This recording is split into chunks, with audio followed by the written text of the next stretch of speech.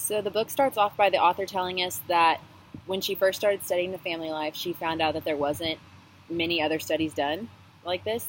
And she goes on to state that healthy families are defined differently by different professionals. For example, a doctor may describe a healthy family as someone that comes in for regular checkups, whereas a teacher might look at attendance.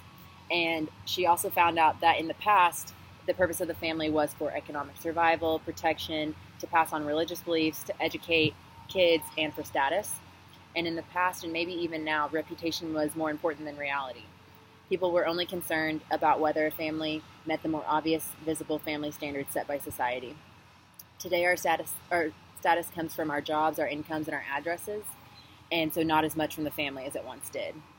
One purpose for writing this book was that she saw a lot of families showed interest in how to better strengthen their family, and she found information from more than just the families, but also from teachers, doctors, ministers, YMCA leaders, family counselors, and others. And so she took a survey of what traits these people thought were important in a healthy family. And the number one trait was communicating and listening. And this has recently been seen as needed in families, whereas 30 years ago, it wouldn't have been mentioned. Trait number two is that a healthy family affirms and supports one another. Family affirmation and support are not luxuries, but necessities in our lives. If you don't get the attention and affection from your family, you'll grow up seeking it in places and from people you shouldn't. Trait number three is healthy families teach respect for others. This specific chapter talked about how families either teach respect or they don't. If parents are not presenting an example of being respectful to people and about people when they're not around, then the children won't learn to be respectful and will most likely learn to be disrespectful. I think this is such an important trait for a family because being respectful encompasses many other characteristics such as kindness, patience, and self-control. In chapter 7, it was titled Sharing Time, and it talks about three similar traits, and they were that a healthy family has a sense of play and humor, they have a balance of interaction among members, and they share leisure time. And the author mentions how all three of these traits are important and that the family should recognize them as important too. Interacting as a family also doesn't have to mean that you're spending money. The next trait was that a healthy family exhibits a sense of shared responsibility. Irresponsible children turn into irresponsible adults, so it is up to the parents to slowly back off and give their kids more responsibility as they grow up.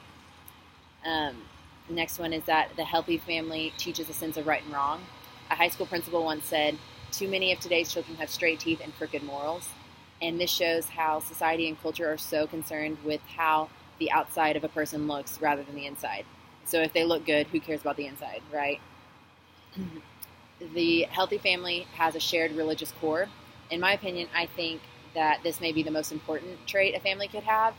As Christians, a lot of the previously mentioned characteristics are things that are hopefully being sanctified in you by the Holy Spirit. The next trait is that a healthy family respects the privacy of one another. I like this one because I lean more on the introverted side, and I really like having time alone after being with people for a long time. And the last trait was that a family admits to and seeks help with problems. And this is the final trait, and I personally like it because you must be very humble to admit when you're struggling. And society makes you think that perfect families exist when they really don't. But people are still trying to make it look as if they don't have any issues. So it's just really important to admit it when you have an issue.